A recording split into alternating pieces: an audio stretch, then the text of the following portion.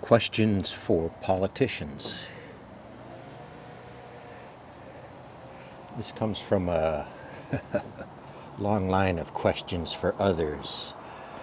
The others, the theists, the atheists, the politicals, the whatever. But this one should be for politicians, to my mind, because they're kind of easy, they're kind of fundamental, yet they might be impossible for some to answer.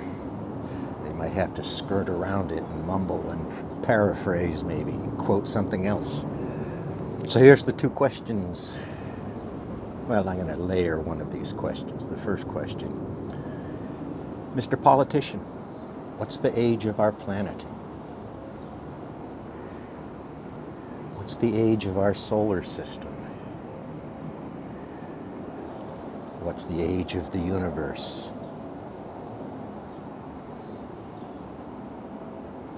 So that was one question, 3 layers.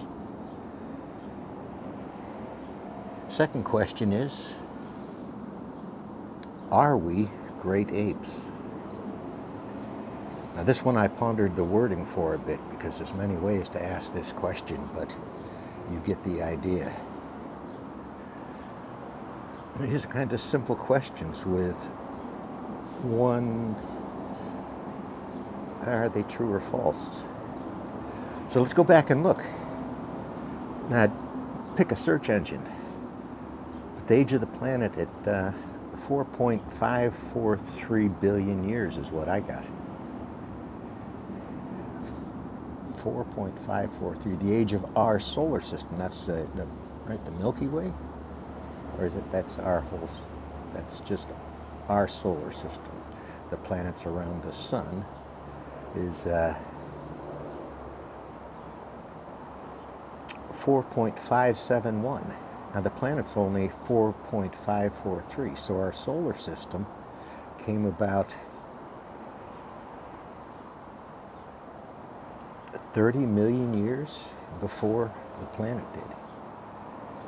And the universe estimates at 13.8 billion years, not quite so many decimal places on that one.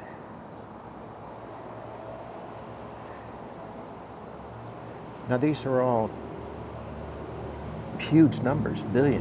1 billion is 1,000 millions. That's a lot of millions.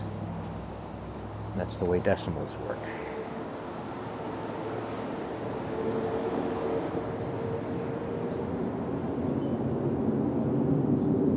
A 1,000 millions, or 1,000,000 thousands. So, either way, the answer is in billions of years. Now you have to comprehend what a billion even is. Holy cow. As to the great apes, we're hominids, part of that family, part of a long, slow process that is related to those ages of the things around us and we ride on. This is the only universe we know of, we have, we exist in, and oddly to that, it's the only planet we know of. But,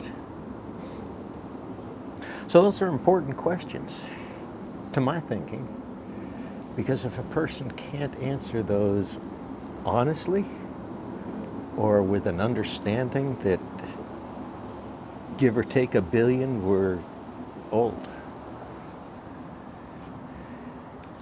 And if you look back at that oldness and what's driven humanity across the planet we've been on. Nature drives a lot of what we do, what we decide. Now these numbers. There's a BBC 4 video called The Measure of All Things. And unfortunately, it's on a BBC channel. You can find a clone of it, but I don't want to give you that link because BBC should get note for doing that. But it's the measure of all things. And if you like measurements, it speaks to the beginning of where we started measuring and how we got to here, how we have gotten to beyond 9 decimal places of precision. Even though statistically speaking, some think you only need 7 places of precision. But these are things people understand.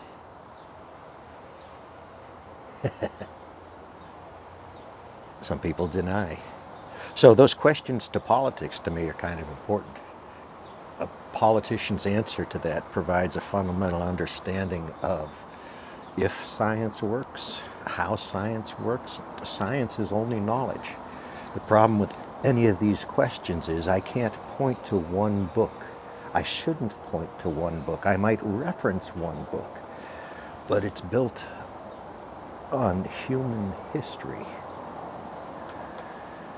It's thousands of books, it's tens of thousands of ideas, it's scientists and engineers and all the others. It's us and what we've learned.